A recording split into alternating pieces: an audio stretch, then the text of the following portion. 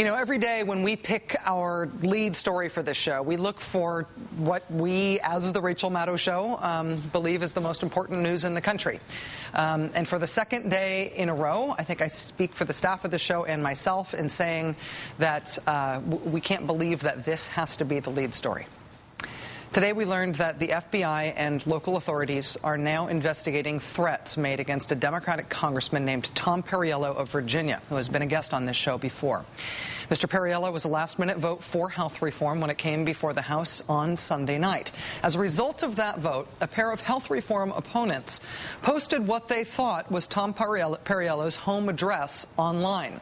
They sarcastically encouraged people to, quote, drop by and express your thanks for Congressman Perriello's vote. But the address that they posted online was actually that of Congressman Perriello's brother, who then discovered that a propane gas line leading into his home had been cut. When one of the bloggers who posted that wrong address online was informed that the address he'd posted was for the congressman's brother and not the congressman himself, the blogger responded by saying, quote, do you mean I posted his brother's address on my Facebook? Oh, well, collateral damage. That gentleman is now professing to be shocked about the severed propane line, saying he just wanted people to, and I quote, get close to the congressman. Authorities are now investigating that incident, the cut line, as an attempted threat to a member of Congress. Then there's Democratic Congressman Bart Stupak of Michigan, who went from being opposed to health reform on the grounds of abortion to supporting health reform after the president agreed to sign an executive order concerning abortion rights. Well, today, Mr. Stupak released threatening phone calls that he says he received once it became known that he was going to vote for health reform. A little bit of a warning here. We have bleeped the worst parts of it, but the language used in these phone calls we are about to play for you is explicit.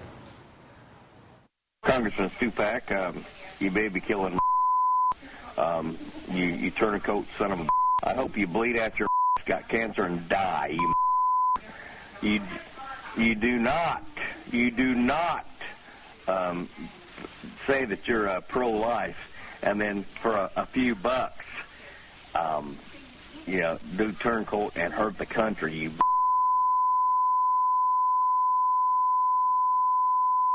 I hope you die. You are a bastard and a baby killer. You will rue the day you did this, Mr. Stupak. You are a disgusting man, and I hope you're haunted the rest of your living days, because you won't be a congressman much longer. So you are a dirtbag, and the country loathes you. And God, bastard that you are, we think you're a devil, and you will go to your grave with this on your conscience. Was it worth it selling your soul? Stupak, you're a low-life, baby-murdering, scumbag pile of steaming crap. You and your family are scum. You ought to fill your pockets with lead and jump into Potomac, punk. That's what you are, Stupak. You're a piece of crap. We despise you and every punk like you, Stupak. Congressman Stupak says he referred about 50 threats like those to the Capitol Hill police. Among the first to be physically threatened in conjunction with the health care vote was Democratic Congresswoman Louise Slaughter of New York. Sometime last Friday, a brick was thrown through the window of her district office in Niagara Falls, New York. Today, Congresswoman Slaughter spoke publicly about that incident. I have 3 offices. Niagara was the only one we're really concerned about. One is in a federal building, which has guards. The other is in a building in downtown Buffalo, which has guards. Are members concerned about the multiple incidents? No, of course they are. I think it's a dreadful thing that we're going through.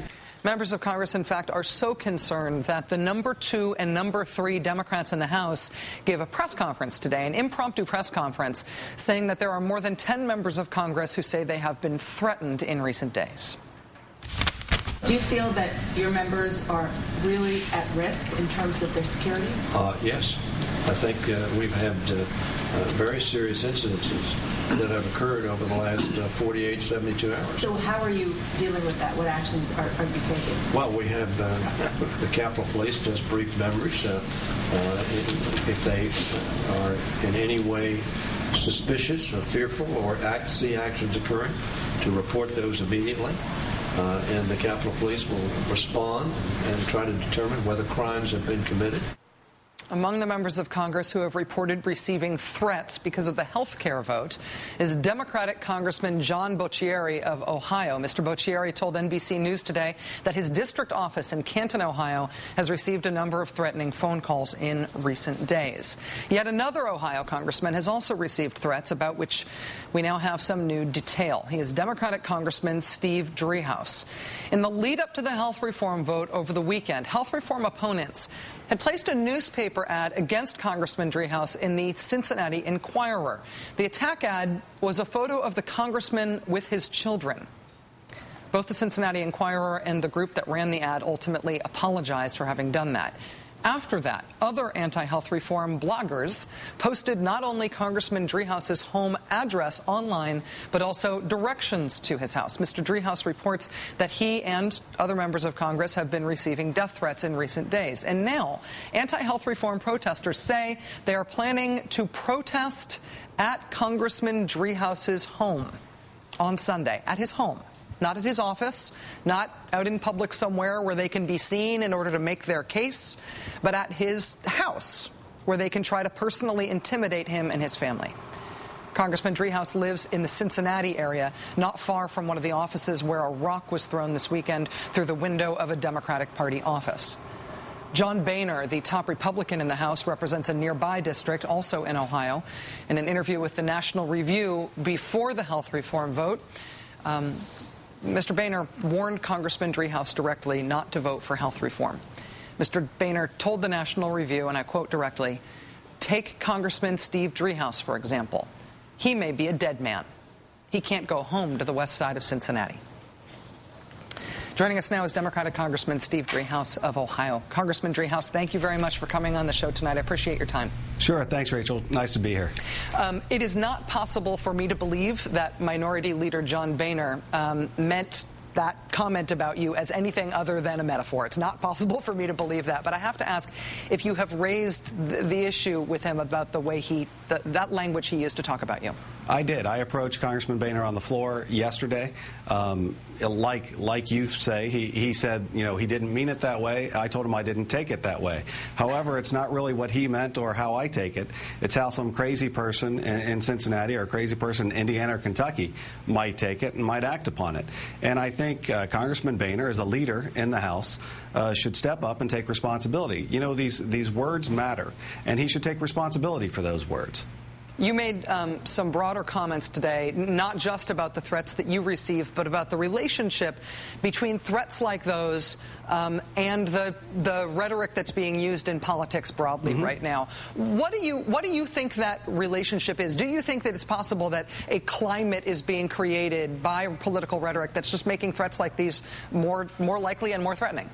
Yeah, I mean, this is very, very inflammatory language, and people look to their political leaders for signals. And when you have people taking to the floor of the House, when you see them, you know, quoted in the paper, using irresponsible language, using threatening language, those are signals. And you only have to look at what was going on Sunday just outside the Capitol, some of the threats being made against members as they walked around, to know that this is a pretty dangerous environment. It's a very tough environment. And so when I hear people, you know, threatening that they're going to organize protests and come to my house, you know, my wife tells me that she's not letting the kids answer the phone anymore, not letting the kids walk down the street by themselves, you know, I take this very seriously. Are you and your family concerned about the protest that's planned at your house for this weekend? Are you doing anything to prepare for that? I don't know if that's going to materialize or not. We've been in touch with Cincinnati Police. They've been wonderful. They've been sending folks, you know, by the neighborhood. You know, a squad car was in front of the house today for quite some time. But, you know, I don't want the Cincinnati Police using their resources looking after me. They should be guarding the neighborhood. They should be going after criminals. And I just think it's unfortunate that the political discourse here has gotten as bad as it has. And I think that's in part because some of the rhetoric you hear on the floor. You know, I feel like I understand that argument that you're making very clearly. I think that making insightful statements and using insightful and charged rhetoric can very easily create a climate that is more threatening than otherwise. What I wonder, though, and I honestly just don't know, is if it's if members of Congress, if other people in leadership positions have the same capacity to dial it down. I don't know that there is any real equivalent of uninsightful language. I don't know if they have the capacity to calm it down. Can you unring that bell? Well, I would hope so. I think if John Boehner gets out there and goes down to the well and tells people to tone it down, if he apologizes for the statements he's made and the statements some others have made, I think that would go a long, long way if they just tone down the rhetoric. But today he issued a statement and he just politicized it. He said we should be working toward a majority and stop, focusing on violence, or, he rejects violent behavior. He needs to own this problem because he's part of it. And so I think the members need to understand that their words matter, their actions matter, and they need to ask their supporters to tone it down. One last question for you, Congressman. I know that the Capitol Police have briefed members of Congress about security. Every member of Congress I've ever talked to about Capitol Police have great faith in their abilities. Can you tell us anything about either advice that the Capitol Police have